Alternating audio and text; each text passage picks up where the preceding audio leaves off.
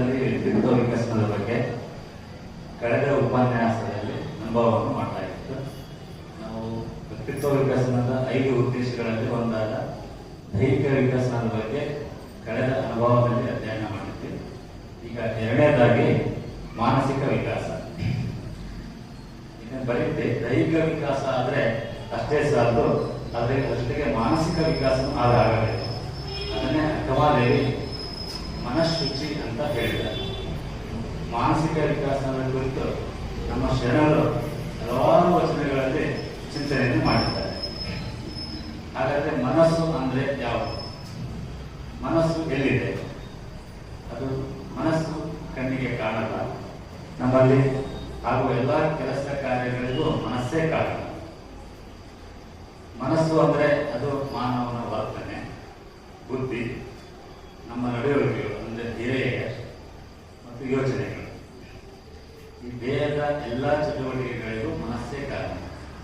ಈ ಮನಸ್ಸು ಹೇಗಂದ್ರೆ ಒಂದು ಕಡೆ ನಿಲ್ಲಲ್ಲ. ಒಂದು ಕ್ಷಣದಲ್ಲಿ ಒಂದನ್ನು ವಿಚಾರ ಮಾಡಿದ್ರೆ ಮತ್ತೊಂದು ಕ್ಷಣದಲ್ಲಿ ಮತ್ತೊಂದು ವಿಚಾರ ಮಾಡೋದು. ಅಂತ ಮನಸ್ಸನ್ನು ನಾವು ಏಕಾಗ್ರತೆಗೊಳಿಸುವುದು ಹೇಗೆ? ಅದನ್ನ ಮಾನಸಿಕವಾಗಿ ವಿಕಸನ ಮಾಡಿಕೊಳ್ಳುವುದು ಹೇಗೆ? ಬಸವಣ್ಣವರು ಒಂದು ವಚನದಲ್ಲಿ ಹೇಳ್ತಾರೆ, ಮರವನೇರಿದ ಮಕ್ಕಳಂತೆ ಕೊಂಬೆಯಿಂದ ಕೊಂಬೆಗೆ ಹಾರುತ್ತಿದ್ದ ನನಗ ಗಂಧಮನವ ನಾನೆಂತೂ ನಂಬಲಿ ಹೇಗೆ ನಚ್ಚಲಿ.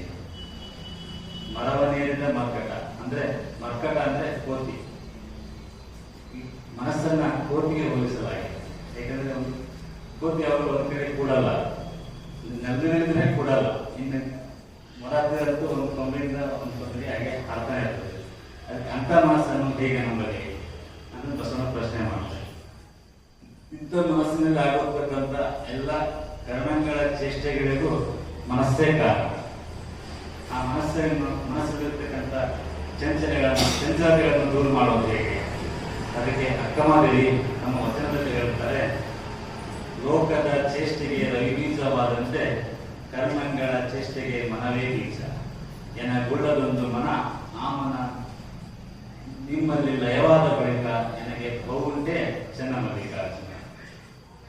ಈಗ ಜಗತ್ತಿನೆಲ್ಲ ಎಲ್ಲ ಆಗು ಹೋಗುವಂತ ಎಲ್ಲ ಬೆಳವಣಿಗೆಗೆ ಕಾರಣ ಸೂರ್ಯ.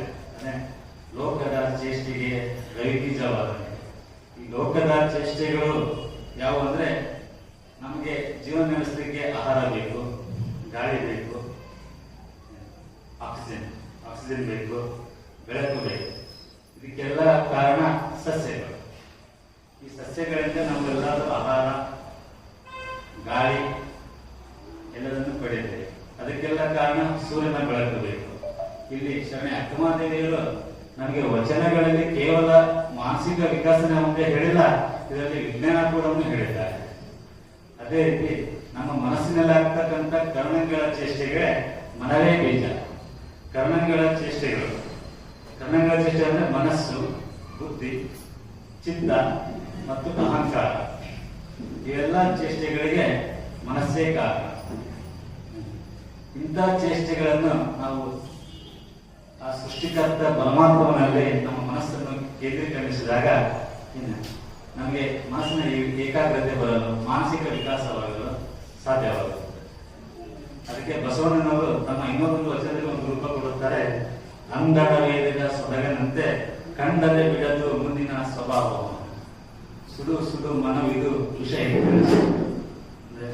ಅಂದಣ ವೇದಿದ ಸೊಣಗ. ಇಲ್ಲಿ ಸೊಣಗ ಅಂದ್ರೆ ನಾಯಿ. ನಾವು ಇತ್ತೀಚೆಗೆ ಮನೆಯಲ್ಲಿ ಹಸುಗಳನ್ನು ಸಾಕೋದು ಕಡಿಮೆ ಮಾಡಿದ್ವಿ, ನಾಯಿಗಳನ್ನು ಸಾಕ್ತಾ ಇದ್ವಿ.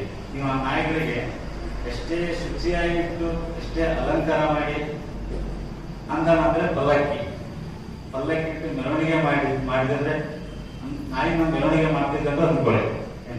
ಮೆರವಣಿಗೆ ಮಾಡಿಕೊಂಡು ದಾರಿಗೆ ಹೋಗುವಾಗ ಅದು ಹೊರಸು ನೋಡಿದ ತಕ್ಷಣ ಅಲ್ಲಿಗೆ ಹೋಗುತ್ತೆ. ಕಂಡದೆ ಬಿಡದು ಮುಂದಿನ ಸ್ವಭಾವವನ್ನು. ಅದು ನಾಯಿ ತನ್ನ ಸ್ವಭಾವವನ್ನು ಬಿಡುವುದಿಲ್ಲ. ಅದರಂತೆ ಈ ಮನಸ್ಸು ಕೂಡ ಹಾಗೆ. ಸುಡು ಸುಡು ಮನವಿದು ವಿಷಯ ಕೇಳಿಸುವುದು. ನಾವು ಮನಸ್ಸಿನ ವಿಚಾರ ಮಾಡ್ತೇವೆ, ಇನ್ಮೇಲೆ ನಾವು ಆಧ್ಯಾತ್ಮಿಕ ಚಿಂತನೆಯಲ್ಲಿರಬೇಕು, ನೈತಿಕ ಜೀವನ ನಡೆಸಬೇಕು. ಮಾಮೂಲಿ ನಮ್ಮ ವಿದ್ಯಾರ್ಥಿಗಳು 10th ಮತ್ತು PUC ವಿದ್ಯಾರ್ಥಿಗಳು ಇನ್ಮೇಲೆ ನಾವು ಚೆನ್ನಾಗಿ ಓದ್ಬೇಕಂತ, ಸ್ಕೂಲಲ್ಲಿದ್ದಾಗ ಓದ್ಬೇಕಂತ ಅನ್ಕೊಂತಾರೆ. ಅಲ್ಲಿಂದ ಮನೆಗೆ ಬರುವಾಗ ದಾರಿಯಲ್ಲಿ ಏನೋ ಒಂದು ದಾರಿಯಲ್ಲಿ ಗೋಬಿ ಮಂಚೂರಿ ಬಂಡಿ ಸಿಕ್ಕರೆ ಮನಸ್ಸು ಅಲ್ಲಿ ಹೋಗ್ಬಿಟ್ಟೆ. ಅದಕ್ಕೆ ಬಸವನ ಸುಡು ಸುಡು ಮನವುದು ವಿಷಯಕ್ಕೆ ಕಳಿಸುವುದು, ಬೇಡದ ವಿಷಯಗಳಿಗೆ ನಮ್ಮ ಮನಸ್ಸು ಹೋಗ್ತದೆ. ಅಂತ ಮನಸ್ಸನ್ನು, ಇಂಥ ಚಂಚಲ ಮನಸ್ಸನ್ನು ಏಕಾಗ್ರತೆಗೊಳಿಸುವುದು ಹೇಗೆ? ಇಂಥ ಚಂಚಲವಾದ ಮನಸ್ಸನ್ನು ಏಕಾಗ್ರತೆ ಹೇಗೆ ಗೊಳಿಸಬೇಕಂತ ಅದಕ್ಕೂ ನಮ್ಮ ಶರಣರೇ ಉತ್ತರ ಕೊಟ್ಟಿದ್ದಾರೆ. ಶರಣ ಸಿದ್ದರಾಮೇಶ್ವರರು ತಮ್ಮದೊಂದು ವಚನದಲ್ಲಿ ಹೇಳುತ್ತಾರೆ, ಭಕ್ತನ ಮನ ಹೆಣ್ಣಿನೊಳಗಾಗದೆ ವಿವಾಹವಾಗಿ ಕೂಡುವುದು, ಭಕ್ತನ ಮನ ಮಣ್ಣಿನೊಳಗಾಗದೆ ಕೊಂಡು ಆಲವೇಲ ಮಾಡುವುದು, ಭಕ್ತನ ಮನ ಮಣ್ಣಿನೊಳಗಾದರೆ ಬಳಕಿಸಿ ದೊರಕಿಸಿಕೊಳ್ಳುವುದು ನೋಡ ಕಪಿಲ ಸಿದ್ಧ ಮಲ್ಲಿಕಾರ್ಜುನ. ಮನಸ್ಸಿನ ಏಕಾಗ್ರತೆಗೆ, ಮಾನಸಿಕ ವಿಕಾಸನಕ್ಕೆ ಇದು ಸೂಕ್ತ ಮಾರ್ಗ. ನಾವೆಲ್ಲರೂ ಸಾಮಾನ್ಯವಾಗಿ ಹೇಳ್ತೀವಿ ಹೆಣ್ಣು ಹಣ್ಣು ಮಣ್ಣು ಮಾಯ ಅಂತ. ಶರಣ ಹೇಳಿದ್ರು ಇದು ಮಾಯ ಇಲ್ಲ. ಇನ್ನೊಂದು ನಮ್ಮಲ್ಲಿ ನಮ್ಮ ಮನಸ್ಸು ಭಕ್ತನ ಮನ ಹೆಣ್ಣಿನೊಳಗಾದರೆ ಅದೊಂದು ಪರಿಹಾರ ಇದೆ. ಅದನ್ನ ನಾವು ವಿವಾಹವಾಗಬಹುದು. ಭಕ್ತನ ಮನ ಮಣ್ಣಿನೊಳಗಾದರೆ ಕೊಂಡು ಆದಾಯ ಮಾಡುವುದು, ಭಕ್ತನ ಮನ ಮಣ್ಣಿನೊಳಗಾದರೆ ಬಳಸಿ ದೊರಕಿಸುವುದು ನೋಡು. ಇವು ಯಾವ ನಮ್ಮ ಮನಸ್ಸಿಗೆ ಅಡೆತಡೆಗಳಲ್ಲ. ಇವುಗಳ ಜೊತೆ ಇದ್ದುಕೊಂಡೇ ನಮ್ಮ ಮನಸ್ಸನ್ನು ವಿಕಾಸ ಮಾಡಿಕೊಳ್ಳಬಹುದು ಅಂತ ಶರಣ ಶಿವಯೋಗಿ ಸಿದ್ದರಾಮೇಶ್ವರರು ಈ ವಚನದ ಮೂಲಕ ಇದನ್ನು ಈಗಲೂ ಕೂಡ ನಾವು ಮಾನಸಿಕ ವಿಕಾಸವನ್ನು ಮಾಡಿಕೊಳ್ಳಬಹುದು ಅಂತ ಹೇಳ್ತಾರೆ. ಇನ್ನು ನಮ್ಮ ಆಧುನಿಕ ವೈಜ್ಞಾನಿಕರು ಮಾನಸಿಕ ವಿಕಸನಕ್ಕೆ 4 ರೀತಿಯ ಅಂಶಗಳನ್ನು ಹೇಳ್ತಾರೆ. ನಮ್ಮ ವಿಜ್ಞಾನಿಗಳ ಯಾವ ತರ ಮಾಡ್ಕೋಬಹುದು ಅಂತ. ಮೊದಲನೆಯದು ಅವಧಾನ, ಎರಡನೆಯದು ಅಧ್ಯಯನ, ಮೂರನೆಯದು ಪ್ರಾರ್ಥನೆ, ನಾಲ್ಕನೆಯದು ಪ್ರಶಾಂತ ವಾತಾವರಣ. ಅಧ್ಯಯನ ಅಂದ್ರೆ ಮನಸ್ಸನ್ನು ಏಕೀಕರಣ ಮಾಡೋದು, ಮನಸ್ಸನ್ನು ಕೇಂದ್ರೀಕೃತ ಮಾಡುವುದು. ಎರಡನೇದು ನಿರಂತರ ಅಧ್ಯಯನದಿಂದ ಮಾನಸಿಕ ವಿಕಾಸ ಸಾಧ್ಯ. ದೇವರ ಪ್ರಾರ್ಥನೆ ಮಾಡೋದ್ರಿಂದ ನಮಗೆ ಪ್ರಶಾಂತ ವಾತಾವರಣ ಸಿಗ್ತದೆ. ಇದು ಆಧುನಿಕ ವೈಜ್ಞಾನಿಗಳ ಮಾತು. ಇದಕ್ಕೆ ನಮ್ಮ ಶರಣರಾಗಿ ಏನ್ ಹೇಳ್ತಾರೆ? ಇದಕ್ಕೂ ಕೂಡ ಶರಣರು ನಮ್ಮ ಚಿಂತನೆಯಲ್ಲಿ ಹೇಳ್ತಾರೆ. ಅವಧಾನದ ಬಗ್ಗೆ ಹೇಳಬೇಕಾದ್ರೆ ಮನಸ್ಸನ್ನು ಕೇಂದ್ರೀಕರಿಸುವುದು ಹೇಗೆ? ಶರಣ ಸಗರ ಬೊಮ್ಮಣ್ಣನವರು ತಮ್ಮದೊಂದು ವಚನದಲ್ಲಿ ಮನಸ್ಸಿನ ಚಂಚಲತೆ ಬಗ್ಗೆ, ಅವಧಾನದ ಬಗ್ಗೆ ಹೇಳ್ತಾರೆ. ಅವರೊಂದು ವಚನದಲ್ಲಿ ಶರಣ ಸಗರ ಬೊಮ್ಮಣ್ಣನವರು ಹೇಳ್ತಾರೆ, ನಾನಾ ಬಹು ವಿಷಯಗಳೆಂಬ ಸುತ್ತ ನೇಣ ಕಟ್ಟಿ ಸುತ್ತಣ ಕೈದ ತಪ್ಪಿಸಿ ಚಿತ್ತ ಅವಧಾನವೆಂದು ಆಯ್ದುಬಿಟ್ಟು ತನು ಮನ ಸಂಗಮೇಶ್ವರ ಲಿಂಗದ ಬಹು ವಿಷಯಗಳ ಹಿಂಗಿದ ಕೂಟ. ಯಾಕಂದ್ರೆ ಸುತ್ತಣ ಕೈದ ತಪ್ಪಿಸಿ ಚಿತ್ತ ಅವಧಾನವೆಂದು ಆಯ್ದುಬಿಟ್ಟು ಅಂದ್ರೆ ನಮ್ಮ ಮನಸ್ಸನ್ನು ಸುತ್ತಮುತ್ತಲೇ ಆಗುತ್ತ ಘಟನೆಗಳ ಕಡೆಗೆ ಗಮನ ಹರಿಸಬಾರದು. ಮನಸ್ಸಿನ ಬರುವ ವಿಚಾರಗಳನ್ನು ಕಟ್ಟಿ ಹಾಕಬೇಕು. ಇದರಿಂದ ಮನಸ್ಸಿನ ಚಂಚಲತೆ ಹೋಗುತ್ತದೆ. ಅದು ಹೇಗಂದ್ರೆ ಏಕಾಗ್ರತೆಯಿಂದ ತನ್ನ ಮನ ಸಂಗಮೇಶ್ವರ ಲಿಂಗದ ಬಹು ವಿಷಯದ ಹಿಂಗಿದ ಕೂಟ ಅಂದ್ರೆ ಏಕಾಗ್ರತೆಯನ್ನು ಇಷ್ಟಲಿಂಗ ಅರ್ಚನೆ ಮಾಡುವುದರಿಂದ ಅವಧಾನ ಮಾಡುವುದೇ ಅವಧಾನ. ಇನ್ನು ಎರಡನೇದು ಅಧ್ಯಯನ. ಅಧ್ಯಯನಕ್ಕೆ ಶರಣರು ಕೊಟ್ಟಿರುವ ಚಿಂತನೆ. ವಚನಗಳ ಅಧ್ಯಯನದಿಂದ ಮನಸ್ಸು ಏಕಾಗ್ರತೆ ಹೊಂದಲು ಸಾಧ್ಯ. ನಿರಂತರವಾಗಿ ನಾವು ವಚನಗಳನ್ನು ಅಧ್ಯಯನ ಮಾಡೋದ್ರಿಂದ ನಮ್ಮ ಮನಸ್ಸು ಏಕೀಕರಣವಾಗುತ್ತದೆ. ಇದರಿಂದ ಮಾನಸಿಕ ವಿಕಾಸ ಆಗುತ್ತೆ. ಅದಕ್ಕೆ ಶರಣ ಜಕ್ಕಣ್ಣಯ್ಯ ಶರಣರು ಒಂದು ವಚನ ಹೇಳಿದರೆ, ಹಲವು ಕಡೆಗೆ ಹರಿದಾಡುವ ಮನವ ಏಕಾಗ್ರದಲ್ಲಿ ನಿಲ್ಲಿಸಿ ಸಾಕಾರವಿಳಿದ ಪರಬ್ರಹ್ಮವ ಕೂಡಿ ನಿಪ್ರಿಯವಾದ ಶರಣರೇ ಎನಗನ್ನೆ ತೋರಿಸಯ್ಯ ಜೈಕಾರ ನಿಜಲಿಂಗ ಪ್ರಭು. ಹಲವು ಕಡೆಗೆ ಹರಿದಾಡುವ ಮನಸ್ಸನ್ನು ಇಷ್ಟಲಿಂಗ ಅರ್ಚನೆ ಮೂಲಕ ದೇವರನ್ನು ಕಾಣಬೇಕೆಂದು ಈ ವಚನ ಹೇಳುತ್ತದೆ. ವಚನಗಳ ಅಧ್ಯಯನದಿಂದ ನಮ್ಮ ಬದುಕು ಒಳ್ಳೆಯದ ಕಡೆಗೆ ಕೊಂಡುಕೊಂಡು ಹೋಗುತ್ತದೆ. ಅದರಿಂದ ನಿರಂತರವಾಗಿ ವಚನಗಳ ಅಧ್ಯಯನ ಮಾಡೋದ್ರಿಂದ ಮನಸ್ಸಿನ ಏಕಾಗ್ರತೆ ಸಾಧ್ಯವಾಗುವುದರಿಂದ ಚಂಚಲತೆ ದೂರವಾಗುತ್ತದೆ. ಇನ್ನು ಮೂರನೇದು ಪ್ರಾರ್ಥನೆ. ನಿರಂತರ ದೇವರನ್ನು ಪ್ರಾರ್ಥನೆ ಮಾಡುವುದು. ವಚನಗಳ ಪ್ರಾರ್ಥನೆ ನಮ್ಮನ್ನು ಮನಸ್ಸನ್ನು ಬೇರೆ ಕಡೆಗೆ ಹೆದರಿಕೆ ಬಿಡಲಿಲ್ಲ. ಪ್ರಾರ್ಥನೆ ಹೇಗಿರಬೇಕಂದ್ರೆ ಅತ್ತಲಿತ್ತ ಹೋಗದಂತೆ ಎಡವನ ಮಾಡಯ ತಂದೆ, ಸುತ್ತಿ ಸುಳಿದು ನೋಡದಂತೆ ಅಂಧಕನ ಮಾಡಯ ತಂದೆ, ಮತ್ತೊಂದ ಕೇಳದಂತೆ ಕಿವುಡನ ಮಾಡಯ ತಂದೆ, ನಿಮ್ಮ ಶರಣರ ಪಾದವಲ್ಲದೆ ಅನ್ಯ ವಿಷಯ ಕೇಳಿಸಂತೆ ಇರಿಸು ಕೂಡಲ ಸಂಗಮ ದೇವ. ಇದು ನಮ್ಮ ಪ್ರಾರ್ಥನೆ. ನಮ್ಮ ಚಿತ್ತ ಯಾವ ಕಡೆಗೂ ಹೋಗಬಾರದು. ಮನಸ್ಸಿನ ಚಂಚಲತೆ ಕಟ್ಟಿಡುವಂತ ಈ ತರ ವಚನಗಳನ್ನ ನಾವು ಅಧ್ಯಯನ ಮಾಡ್ತಾ ಇದ್ರೆ ನಮ್ಮಲ್ಲಿ ಇನ್ನು ಕಳೆದ ಪ್ರಶಾಂತ ವಾತಾವರಣ ನಿರ್ಮಾಣವಾಗುತ್ತೆ. ಪ್ರಶಾಂತ ವಾತಾವರಣಕ್ಕೆ ಡಿವಿಜಿ ಅವರು ಒಂದು ಕಗ್ಗದಲ್ಲಿ ಹೇಳ್ತಾರೆ, ಶರಣು ಹೋಗು ಜೀವನದ ರಹಸ್ಯ ತತ್ವದಲ್ಲಿ, ಶರಣು ಜೀವನದ ಸುಮವೆನಿಪ ಯತ್ನದಲ್ಲಿ, ಶರಣ ಅಂತರಾತ್ಮ ಗಂಭೀರ ಪ್ರಶಾಂತತೆಯಲ್ಲಿ, ಶರಣು ವಿಶ್ವಾತ್ಮದಲ್ಲಿ. ಅಂದ್ರೆ ಶರಣು ಹೋಗು ಜೀವನದ ರಹಸ್ಯ ತತ್ವದಲ್ಲಿ. ಮಾನಸಿಕ ವಿಕಾಸನಕ್ಕೆ ನಮ್ಮ ಜೀವನ ಅರ್ಥಪೂರ್ಣ ಜೀವನವಾಗಿರಬೇಕು. ಶರಣು ಜೀವನ ಸುಮವೆನಿಸುವ ಯತ್ನದಲ್ಲಿ, ನಮ್ಮ ಕಾಯಕದಲ್ಲಿ ಸತತ ಪ್ರಯತ್ನದಿಂದ ಇರಬೇಕು. ಹೇಗೆ ಗಂಧದ ಕಟ್ಟಿಗೆ ತಾನೇ ಸವಿದು ಹೇಗೆ ಸುಮಧುರವಾದ ಸುಗಂಧವನ್ನು ಸೃಷ್ಟಿಸುತ್ತದೆ ಇಲ್ಲ, ನಮ್ಮ ಕಾಯಕನೂ ಹಾಗೆ ಇರಬೇಕು. ನಾವು ಸತತ ಕೆಲಸ ಮಾಡ್ತಿದ್ದೀವಲ್ಲ, ಅದು ಇನ್ನೊಬ್ಬರಿಗೆ ಶೋಭೆ ತರಂಗಿರ್ಬೇಕು. ಶರಣರು ಅಂತರಾತ್ಮ ಗಂಭೀರ ಪ್ರಶಾಂತತೆ, ಅವಾಗ ನಮಗೆ ಸಮಾಧಾನ ಪ್ರಶಾಂತತೆ ಸಿಗುತ್ತದೆ. ಅದರಂತೆ ಶರಣು ವಿಶ್ವಾತ್ಮದಲ್ಲಿ, ದೇವರಂತೆ ವಿಶಾಲ ವ್ಯಕ್ತಿತ್ವ ನಮ್ಮದಾಗಲು ಸಾಧ್ಯ ಇದೆ. ಇದು ಶರಣರು ಮಾನಸಿಕ ವಿಕಾಸನಕ್ಕೆ ಕೊಟ್ಟ ಚಿಂತನೆ. ಇನ್ನು ಮೂರನೇದಾಗಿ ನೈತಿಕ ವಿಕಾಸ. ನಾವು ಶರಣ ಚಿಂತನೆಯಲ್ಲಿ ಇನ್ನೊಂದು ನೋಡ್ತೀವಿ, ಅದು ನೈತಿಕ ವಿಕಾಸ ಅಂದ್ರೆ ಭಾವಶುದ್ಧಿ. ಕೇವಲ ದೈಹಿಕ ಮತ್ತು ಮಾನಸಿಕ ವಿಕಾಸ ಕೇವಲ ವ್ಯಕ್ತಿತ್ವ ವಿಕಸನವಲ್ಲ, ಅದರ ಜೊತೆ ಭಾವಶುದ್ಧಿನೂ ಇರಬೇಕು. ಶರಣರ ನೈತಿಕ ವಿಕಾಸದಲ್ಲಿ 3 ರೀತಿಯ ಶುದ್ಧಿಗಳನ್ನು ಹೇಳ್ತಾರೆ. ಒಂದನೇದು ಭಾವಶುದ್ಧಿ, ಎರಡನೇದು ವಾಕ್ಶುದ್ಧಿ, ಮೂರನೇದು ಕ್ರಿಯಾಶುದ್ಧಿ. ಯಾರಲ್ಲಿ ಭಾವಶುದ್ಧಿ ಮತ್ತು ವಾಕ್ಶುದ್ಧಿ ಕ್ರಿಯಾಶುದ್ಧಿ ಇರುತ್ತದೆ, ಅದು ವ್ಯಕ್ತಿತ್ವ ವಿಕಾಸನಕ್ಕೆ ದಾರಿ ಮಾಡಿಕೊಡುತ್ತದೆ. ಒಬ್ಬ ಸಿದ್ದೇಶ್ವರ ಅಪ್ಪಾಜಿಗಳು, ಸ್ವಾಮಿ ಸಿದ್ದೇಶ್ವರ ಬಗ್ಗೆ ತಮ್ಮ ನುಡಿಗಲ್ಲೇ ಹೇಳ್ತಾರೆ, ಒಬ್ಬ ವ್ಯಕ್ತಿ ಪರಿಪೂರ್ಣ ಬದುಕು, ಪರಿಪೂರ್ಣ ವ್ಯಕ್ತಿತ್ವ ವಿಕಾಸ ಹೇಗಾಗುತ್ತದೆ, ಬದುಕಿನಲ್ಲಿ ಪರಿಪೂರ್ಣತೆ ಏನಿದೆ ಅಂತ ಹುಡುಕುತ್ತಾ ಹೋಗ್ತಾ ಇದ್ದಂತೆ. ಅವಾಗ ಊರಲ್ಲೆಲ್ಲ ಹುಡುಕಿದ್ರು ಪರಿಪೂರ್ಣ ಬದುಕು ಯಾರಿಗೂ ಇರಲ್ಲ. ಹಾಗಾದ್ರೆ ಪರಿಪೂರ್ಣ ಬದುಕು ಹುಡುಕಿಕೊಂಡು ಕಾಡಿಗೆ ಹೋಗ್ತಾನೆ. ಅಲ್ಲಿ ಕಾಡಿಗೆ ಹೋಗುವಾಗ ದಾರಿಗಳಲ್ಲಿ ಜೇನುಗಳು ಕಟ್ತಾ ಇರ್ತವೆ.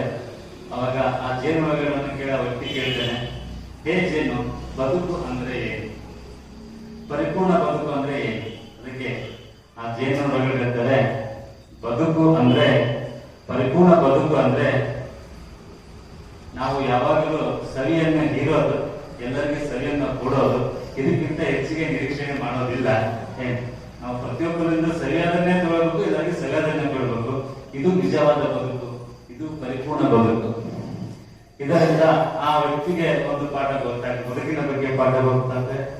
ಮತ್ತೆ ಹಂಗೆ ಮುಂದೆ ಹೋಗ್ತಾನೆ. ಮುಂದೆ ಹೋಗ ಒಂದು ಕಾಡಿನಲ್ಲಿ ಕೋಗಿಲೆ ಇರುತ್ತೆ. ಆ ಕೋಗಿಲೆಯನ್ನು ಕೇಳ್ತಾನೆ, ಬದುಕು ಅಂದ್ರೆ ಜೀವನದ ಪರಿಪೂರ್ಣತೆ, ಜೀವನದ ವ್ಯಕ್ತಿತ್ವ ವಿಕಾಸ ಏನಿದೆ? ಆಗ ಆ ಕೋಗಿಲೆ ಹೇಳುತ್ತೆ, ನಾವು ಮಧುರವಾದದನ್ನ ಜನರಿಗೆ ಕೊಡಬೇಕು, ಉತ್ತಮವಾದ ಮಾತುಗಳನ್ನು ಆಡಬೇಕು, ಸುಂದರವಾಗಿ ಆಡಬೇಕು, ಜನರ ಮನಸ್ಸನ್ನ ಉಲ್ಲಾಸಗೊಳಿಸಬೇಕು. ಇದೇ ನಿಜವಾದ ಬದುಕು, ಇದೇ ನಿಜವಾದ ಪರಿಪೂರ್ಣ ವ್ಯಕ್ತಿತ್ವ ವಿಕಾಸ. ಇದರಿಂದ ಆ ವ್ಯಕ್ತಿಗೆ ಮತ್ತೊಂದು ಪಾಠ ಸಿಗುತ್ತೆ. ಹಂಗೆ ಮುಂದೆ ಹೋಗ್ತಾನೆ. ಅಲ್ಲಿ ನದಿ ಚುಳು ಹರಿತಾ ಇರ್ತದೆ. ಆ ನದಿಯನ್ನ ಕೇಳ್ತಾನೆ, ಬದುಕು ಅಂದ್ರೆ ಪರಿಪೂರ್ಣ ಬದುಕು ಎಲ್ಲಿದೆ, ಎಲ್ಲಿ ಸಿಗುತ್ತೆ, ಹೇಗೆ ನಾವು ಪರಿಪೂರ್ಣದ ವ್ಯಕ್ತಿತ್ವವನ್ನು ರೂಪಿಸಿಕೊಳ್ಳಬಹುದು? ಅವಾಗ ನದಿ ಹೇಳ್ತದೆ, ಬದುಕು ಅಂದ್ರೆ ನಿರಂತರವಾಗಿ ಹರಿತಿರಬೇಕು, ಎಲ್ಲಿಂದ ನಿರಂತರವಾಗಿ ಹರಿತಾ ಇದ್ದ ನಮ್ಮ ಸುತ್ತಮುತ್ತ ಇರುವುದನ್ನು ಹಚ್ಚಸಿರವಾಗಿ ಸಮೃದ್ಧಗೊಳಿಸಬೇಕು. ಹಾಗೆ ಹರಿತ ಕೊನೆಗೆ ವಿಶಾಲವಾದ ಸಮುದ್ರವನ್ನು ಸೇರಬೇಕು. ಇದೇ ನಿಜವಾದ ಬದುಕು. ಅವಾಗ ಗೊತ್ತಾಗುತ್ತೆ ಬದುಕು ಅಂದ್ರೆ ಏನು, ಪರಿಪೂರ್ಣ ಬದುಕು ಅಂದ್ರೆ ಏನು. ಪರಿಪೂರ್ಣ ಬದುಕು ಅಂದ್ರೆ ಒಂದು ಭಾವಶುದ್ಧಿ, ಒಂದು ವಾಕ್ಶುದ್ಧಿ, ಇನ್ನೊಂದು ಕ್ರಿಯಾಶುದ್ಧಿ. ಸದಾ ಕಾಯಕದಲ್ಲಿ ನಿರತರಾಗಿ ನಮ್ಮ ಸುತ್ತಮುತ್ತ ಇರುವುದೆಲ್ಲರನ್ನೂ ಸಮೃದ್ಧಗೊಳಿಸುವುದು ನಿಜವಾದ ಬದುಕು. ಇದು ಪರಿಪೂರ್ಣ ಬದುಕು. ನೈತಿಕ ವಿಕಾಸನದ ಭೂಷಣವೇ ಭಾವಶುದ್ಧಿ. ಅದಕ್ಕೆ ಅಕ್ಕಮದೇವಿ ತಮ್ಮ ಒಂದು ವಚನದಲ್ಲಿ ಹೇಳ್ತಾರೆ, ಕಲ್ಲು ಕರಗದವರಲ್ಲಿ ಮಜ್ಜನವನ್ನು ಲೆಯ್ಯ ನೀನು, ಮನ ಕರಗದವರಲ್ಲಿ ಪುಷ್ಪವನ್ನು ಲೆಯ್ಯ ನೀನು, ಭಾವಶುದ್ಧವಿಲ್ಲದವರಲ್ಲಿ ಧೂಪವಿಲ್ಲವೇ ನೊಲೆಯ.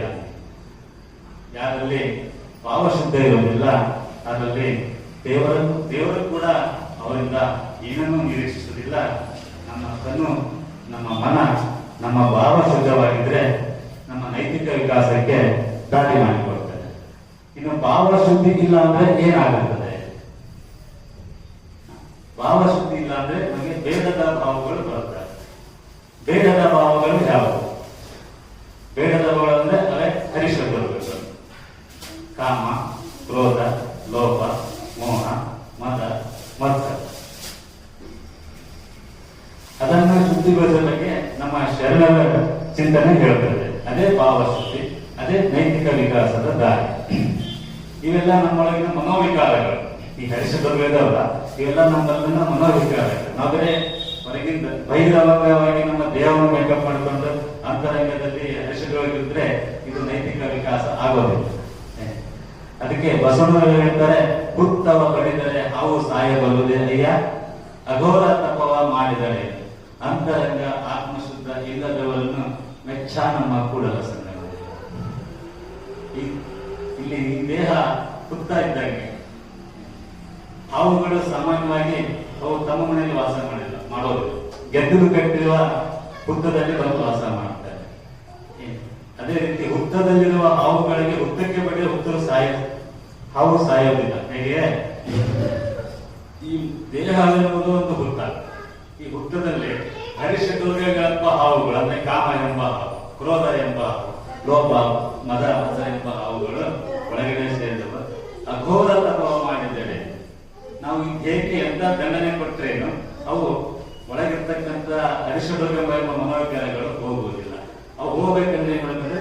ನಮ್ಮ ಅಂತರಂಗ ಆತ್ಮ ಶುದ್ಧವಾಗಿರಲಿ. ಅಂದಾಗ ಮಾತ್ರ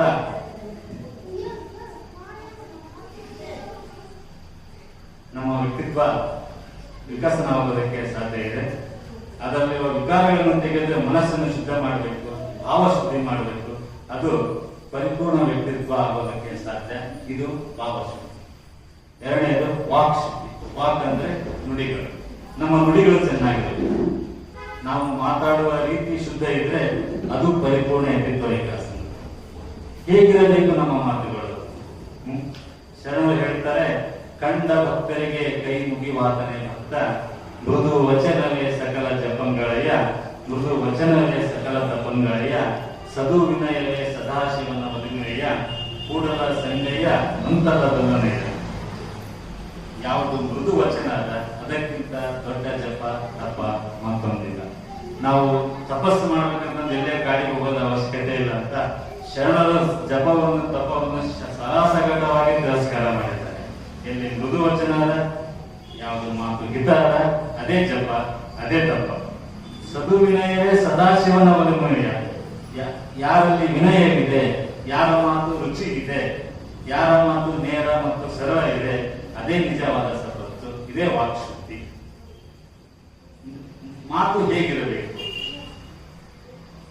ಬಸವಣ್ಣ ಹೇಳ್ತಾರೆ, ಅಯ್ಯ ಎಂದರೆ ಸ್ವರ್ಗ, ಎಲ್ಲವೋ ಎಂದರೆ ನರಕ. ನಮ್ಮ ಮಾತು ಹೇಗಿರಬೇಕಂದ್ರೆ ಮಾತು ಮುತ್ತಾಗಿರಬೇಕು, ನಮ್ಮ ಮಾತು ಮಾಣಿಕ್ಯ ಆಗಿರಬೇಕು. ನಮ್ಮ ಮಾತು ಮುತ್ತು ಅಥವಾ ಮಾಣಿಕ್ಯ ಆಗಿದ್ರೆ ಅದು ಸ್ವರ್ಗ. ಮುಂದುವರೆದ ಮಾತು ಮೃತ್ಯು ಆಗಬಾರದು. ಇನ್ ಕೇಸ್ ಮಾತು ಮೃತ್ಯು ಆದ್ರೆ ಅದೇ ನರಕ. ಎಲ್ಲರೊಂದಿಗೆ ವಿನಯದಿಂದ ಇರಬೇಕು ಅಂತ ಶರಣರು ಹೇಳ್ತಾರೆ. ಅದಕ್ಕೆ ನಮ್ಮ ಮಾತು ಸತ್ಯವಾಗಿರಬೇಕು, ನಿತ್ಯವಾಗಿರಬಾರದು. ಅದಕ್ಕೆ ಸತ್ಯವನ್ನು ನುಡಿಯುವುದೇ ದೇವಲೋಕ, ವಿದ್ಯವನ್ನು ನುಡಿಯುವುದೇ ಮರ್ತ್ಯಲೋಕ. ಹೀಗೆ ನಮ್ಮ ವಾಕ್ಶುದ್ಧಿ ಮಾಡಲು ಈ ರೀತಿ ಬದುಕಬೇಕು ಅಂತ ನಮ್ಮ ಶರಣರು ಹೇಳುವ ರೀತಿ ಇದು. ಹೇಗೆ ನುಡಿಬೇಕು? ನುಡಿದರೆ ಮುತ್ತಿನ ಹಾರದಂತಿರಬೇಕು, ನುಡಿದರೆ ಮಾಣಿಕ್ಯದ ದೀಪ್ತಿಯಂತಿರಬೇಕು, ನುಡಿದರೆ ಸ್ಫಟಿಕದ ಸಲಾಗಿಯಂತಿರಬೇಕು, ನುಡಿದರೆ ಲಿಂಗ ಬೆಚ್ಚಿ ಹೌದೌದಿನಬೇಕು, ನುಡಿಯೊಳಗಾಗಿ ನಡೆಯದಿದ್ದರೆ ಕೂಡಲ ಸಂಗಮ ದೇವ ಅಂತೊಲಿಯವನೇ. ನಮ್ಮ ನುಡಿ ಹೇಗಿರಬೇಕಂದ್ರೆ ಕ್ರಮಬದ್ಧವಾದ ಮಾತಾಗಿರಬೇಕು. ತೂಕಬದ್ಧವಾದ ಮಾತಾಗಿರಬೇಕು. ನಮ್ಮ ಮಾತು ಪಾರದರ್ಶಕ, ಸ್ಫಟಿಕದ ಹಾಗೆ ಇರಬೇಕು. ಅಂದ್ರೆ ಒಳಗೊಂದು ಹೊರಗೊಂದಿರಬಾರ್ದು. ಒಳಗೇನು ಮಾತಾಡ್ತೀವಿ ಹೊರಗೆ ಅದೇ ಇರಬೇಕು. ಹೀಗೆ ನುಡಿ ಇರಬೇಕು. ನಡೆಯ ಜೊತೆಯಲ್ಲಿ ನುಡಿಯ ಜೊತೆಯಲ್ಲಿ ನಡೆ ಕೂಡ ಇರಬೇಕು. ಇದು ವಾಕ್ಶುದ್ಧಿ. ಇನ್ನು ಮೂರನೇದು ಕ್ರಿಯಾಶುದ್ಧಿ. ಕ್ರಿಯಾಶುದ್ಧಿ ಅಂದ್ರೆ ಒಂದ್ ವೇಳೆ ನುಡಿದಂಗೆ ನಡೆ ಇಲ್ಲ ಅಂದ್ರೆ ಅದಕ್ಕೂ ಶರಣರು ಹೇಳ್ತಾರೆ. ನಮ್ಮ ನುಡಿ ಒಂದು ನಡೆಯುತ್ತೆ, ಅದು ಇರಬಾರ್ದು, ಅದು ಕ್ರಿಯೆ. ಎನ್ನ ನಡೆಯೊಂದು ಪರಿ, ಎನ್ನ ನುಡಿಯೊಂದು ಪರಿ, ಎನ್ನೊಳಗೇನು ಶುದ್ಧವಿಲ್ಲ. ನುಡಿಗೆ ತಕ್ಕ ನಡೆಯ ಕನ್ನಡೆ ಕೂಡಲ ಸಂಗಮ ದೇವ ನೊಳಗಿಪ್ಪನೆಗೆ. ಎಲ್ಲಿ ನಡೆ ಮತ್ತು ನುಡಿ ಒಂದಾಗಿರುತ್ತದೆ ಅಲ್ಲಿ ದೇವರು ಸದಾ ನಮ್ಮ ಜೊತೆ ಇರ್ತಾನೆ. ಇದನ್ನು ನಮಗೆ ವಚನ ಸಾಹಿತ್ಯ, ವಚನಗಳಲ್ಲಿ ನಮಗೆ ತಿಳ್ಕೋಬಹುದು. ಒಂದು ವೇಳೆ ನುಡಿ ಚೆನ್ನಾಗಿದ್ದು ನಡೆ ಚೆನ್ನಾಗಿಲ್ಲ ಅಂದ್ರೆ ನುಡಿಯಲ್ಲಿ ಎಚ್ಚೆತ್ತು ನಡೆಯಲ್ಲಿ ತಪ್ಪಿದರೆ ಹಿಡಿದಿದ್ದ ಲಿಂಗವು ಘಟಸತ್ವವಯ್ಯ, ಲಿಂಗದೇವನೇ ದಿಬ್ಬ. ನಮ್ಮ ನಡೆ ಚೆನ್ನಾಗಿ, ನುಡಿ ಚೆನ್ನಾಗಿದೆ, ನಡೆ ಸರಿ ಇಲ್ಲ ಅಂದ್ರೆ ದಿಬ್ಬ. ದಿಬ್ಬ ಅಂದ್ರೆ ಪರೀಕ್ಷೆ. ನಮ್ಮ ಕೈಗೆ ಹಿಡಿದಿರ್ತಕ್ಕಂಥ ಲಿಂಗ ಅಂದ್ರೆ ದೇವರೇ ನಮ್ಮನ್ನ ಪರೀಕ್ಷೆ ಮಾಡ್ತಾನೆ. ನಮ್ಮ ನುಡಿ ಸರಿ ಇದೆ, ನಡೆ ಸರಿ ಇಲ್ಲ ಅಂದ್ರೆ. ಅದಕ್ಕೆ ನುಡಿಯಲ್ಲಿ ಅರಿಯದೆ, ನಡೆಯಲ್ಲಿ ಅರಿಯದೆ ಲಿಂಗವ ಪೂಜಿಸಿ ಫಲವೇನು.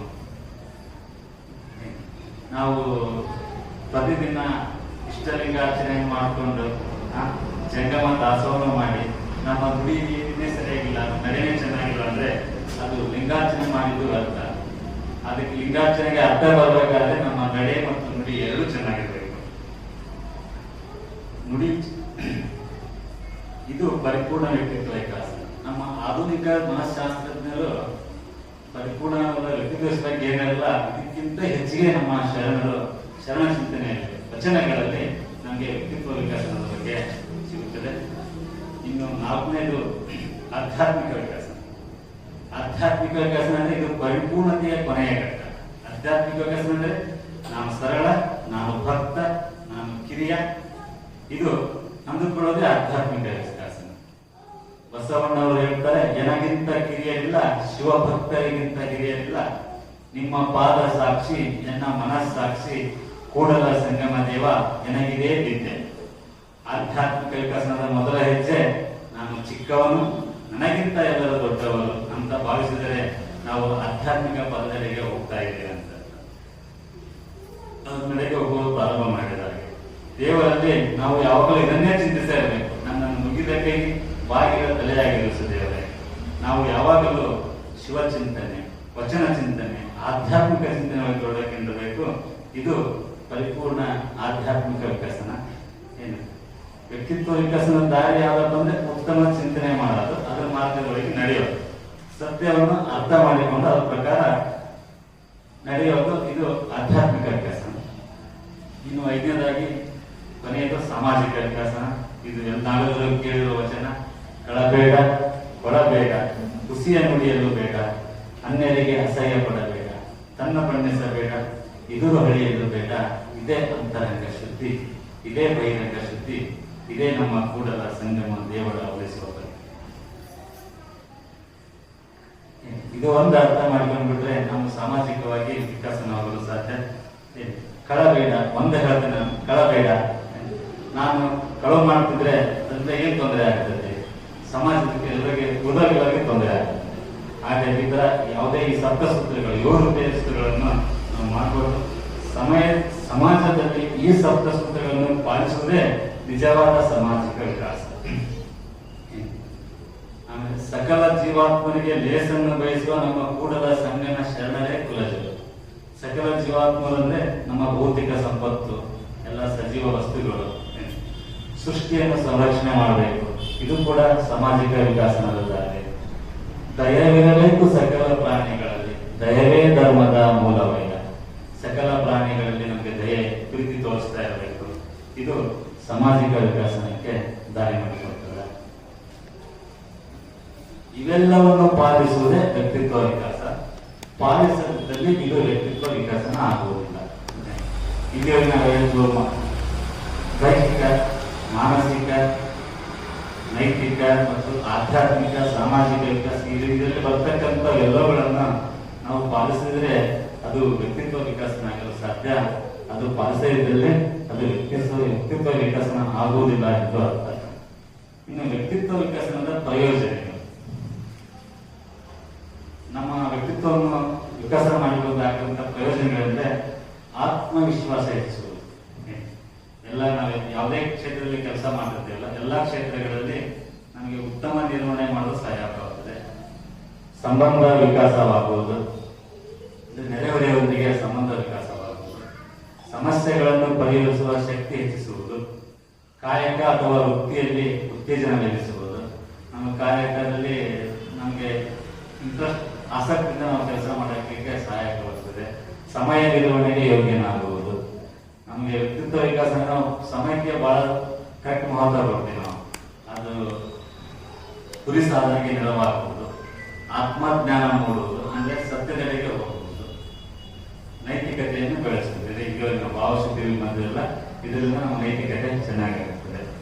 ನಮ್ಮ ಶರಣ ಚಿಂತನೆಯೊಳಗೆ ಏನೆಲ್ಲ ಇದೆ, ನೀವು ರಾಜಕೀಯ ವಿಕಾಸ ಬೇಕಾದ್ರೂ ಸಿಗ್ತೈತಿ, ಸಾಂಸ್ಕೃತಿಕ ವಿಕಾಸ ಬೇಕಾದ್ರೂ ಸಿಗ್ತೈತಿ, ಆರ್ಥಿಕ ವಿಕಾಸ ಸಿಗುತ್ತೆ. ಉತ್ತರ ನಮ್ಮ ಶರಣ ಚಿಂತನೆಯಲ್ಲಿ ವಚನಗಳಲ್ಲಿ ಇದೆ. ಇಂಥ ಚಿಂತನೆಯನ್ನು ಕೊಟ್ಟಿರ್ತಕ್ಕಂಥ ಶರಣ ತತ್ವಾನುಯಾಯಿಗಳಾದ ನನಗೆ ಇದು ಹೆಮ್ಮೆಯ ವಿಚಾರ. ಇಂಥ ಚಿಂತನೆಯನ್ನು ಕೊಟ್ಟಂತ ಶರಣ ಬಸವಾದಿ ಶರಣರಿಗೆ ಒಂದೇ ಮಾತಲ್ಲಿ ಹೇಳ್ಬೋದು, ಶರಣಂಬೆ ಬಸವಂಗೆ, ಶರಣಂಬೆ ಬಸವಾದಿ ಶರಣರಿಗೆ, ಶರಣಂಬೆ ಗುರುಲಿಂಗ ಜಂಗಮಕ್ಕೆ, ಶರಣು ಎಲ್ಲರಿಗೂ ಶರಣು ಶರಣಾರ್ಥಿಗಳು. ಭಕ್ತಿಪೂರ್ವಕ ಎಲ್ಲರಿಗೂ ಶರಣು ಶರಣ.